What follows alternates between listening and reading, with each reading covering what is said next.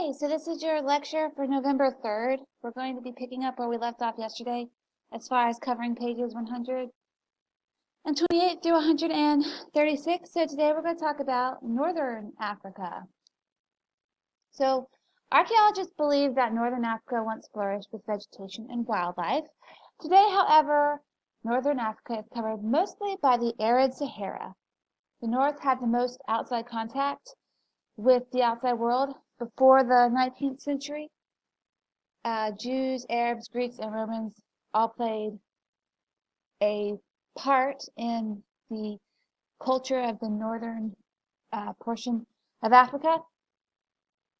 Of course, when we think of the northern portion, we're going to think most predominantly of Egypt. So the Old Testament often speaks of Egypt, Libya, and other parts of northern Africa. Today, the countries of this region share several common characteristics, which would include Islam, the Arabic language, culture, and a dry climate. So here's a picture of northern Africa. You can see it includes countries like Algeria, Morocco, Western Sahara, Mauritania, Mali, Niger, Chad, Sudan, South Sudan, which isn't actually colored in, but it is part of it, considered part of it. And Egypt and Libya. I can't remember if I said that one. And I don't think I said Tunisia, but those are the countries of Northern Africa. So Northern Africa can be divided into two territories, the Sahara and the Sahel.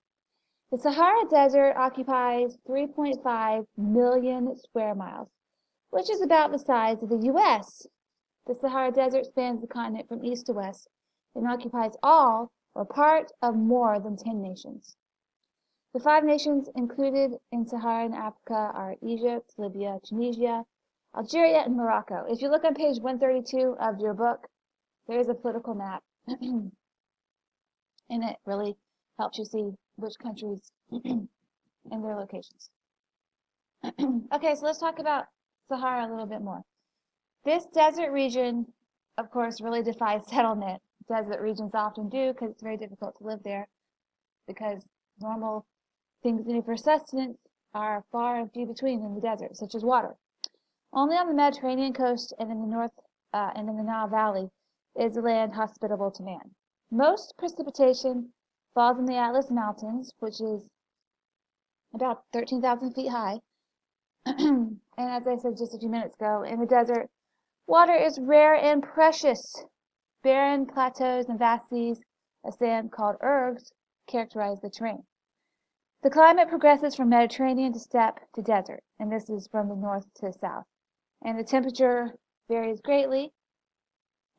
So during the day it's incredibly hot, but at night it's incredibly cool, and that's because of the fact that the sand of the desert doesn't absorb heat over the night period from the sun, so it's cool. But during the day, it does absorb the sun's heat, so it's hot. So let's talk about Egypt. Africa's earliest known civilization arose in Egypt, the land of the pyramids. The Greek scholar Herodotus called Egypt the gift of the Nile.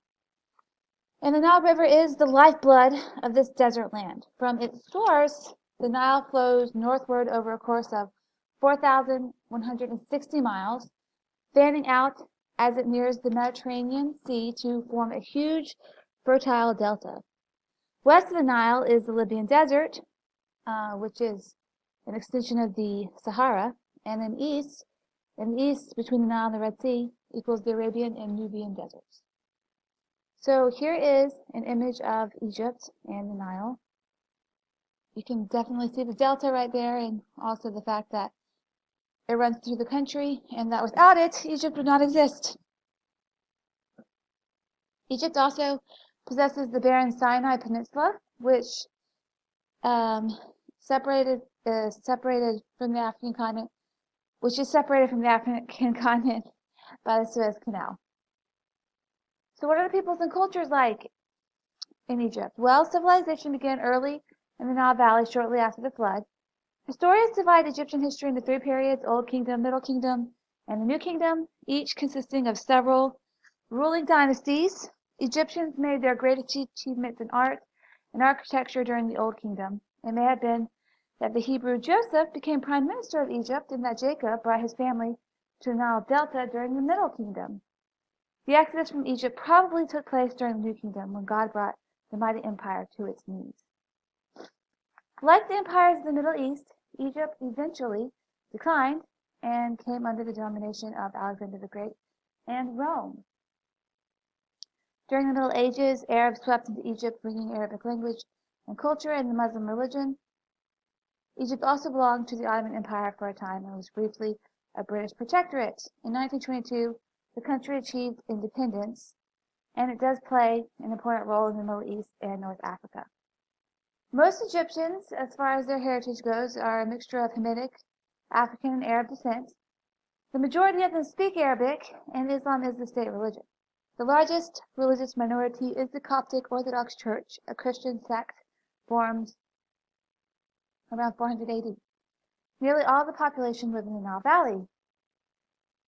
Cairo is the largest city in Africa and is the capital and economic hub of the nation. Almost half of the Egyptians live in rural villages, and these villages actually remain pretty much unchanged. They have stayed the same as they have for centuries. So there's still fellahin, who are farmers who live in small, low houses built of sun-dried bricks, which is basically the same method that Israelite slaves would have used. Most families keep chickens, goats, and donkeys. It's a very rural existence, and 66% of Egyptians are literate. Some villages only have a few who can read and write. In contrast to rural living in Egypt is the bustling lifestyle cities such as Cairo and Alexandria, and these, of course, have always been major cities throughout Egypt's history. There is a wide variety of employment, education, and entertainment. People come to the city seeking a better life. Many are unwilling to return to their villages, so once they get there, so they live in tents, shanties, and other makeshift houses. Egyptian cities are a mixture of rural and urban life. So there's a mixture of the old and the new. They do have modern skyscrapers, stores, and apartments, which would look very familiar to us in the Western world, but then they also have bazaars and hovels. That's all mixed in together. Here's an example, a part of an Egyptian city. Modern Egypt has close ties with Arab Muslim nations. Egypt has joined Syria and Jordan on several occasions to attack Israel. In 1979, relations between Egypt and Israel relaxed. They signed the peace treaty, which allowed Israel to use the Suez Canal on an equal basis. And the relationship threatened by Islamic extremists, that is the relationship between Egypt and Israel, that's threatened by Islamic extremists seeking to establish in Egypt a strict Muslim state. Okay, so if you open up your books, there's a couple of sections I want you to look at. Look at Northern Africa on page 134. 135, look at the Suez Canal, and then 136, the many languages of Africa. Once you've looked at that, you can continue this lecture. So let's talk about resources and industries. The economy of Egypt depends on the exportation of oil, cotton, and oranges. Agriculture in Egypt is limited to the Nile River Valley, which of course is not surprising. That would be the most fertile area where plants have the best chance of surviving. For thousands of years, the Nile's regular flood cycles defined the season for Egyptian farmers, leading to the development of basin irrigation. This is an example of basin irrigation. So there are a few drawbacks to basin irrigation. The irrigated land needs to be close to the river, as you can see in this picture. It needs to be right close to the river. And only one crop can be grown annually. And then if there's low flood levels, it could result in famine for the farmers. Even with these disadvantages, Egyptian farmers practiced basin irrigation in the Nile Valley until the late 1800s. Finally, Egyptian engineers built a series of dams across the river to control the floods, freeing farmers from dependence upon seasonal fluctuations of water levels. So the Aswan High Dam is one of the most notable dams in Egypt, and since its completion in 1970, farmland in the Nile Valley has been under year-round irrigation, and it's able to produce 2 or 3 crops a year. It also meets more than half of Egypt's hydroelectric needs. The dam's huge reservoir, Lake Nasser, is named for Egyptian's first president, Gamal Abdel Nasser, who declared the former monarchy a republic in 1956. Drawbacks: it prevents the fertile silt deposits from flowing downstream, forcing farmers to use costly fertilizer. And here's a picture of the Aswan High Dam. So we also want to talk about tourism in Egypt. It is an important industry. As you can imagine, many people are interested in seeing the great monuments, sculptures, tombs, and temples of Egypt, the Great Sphinx, the Great Pyramid of Cheops, the column temples of Karnak, near the ancient Egyptian capital of Thebes. All those things are of endless interest to people, which of course is not surprising. So tourism does bring in some money for Egypt. Okay, so what I'd like for you to do is do the section review on page 136. Thank you.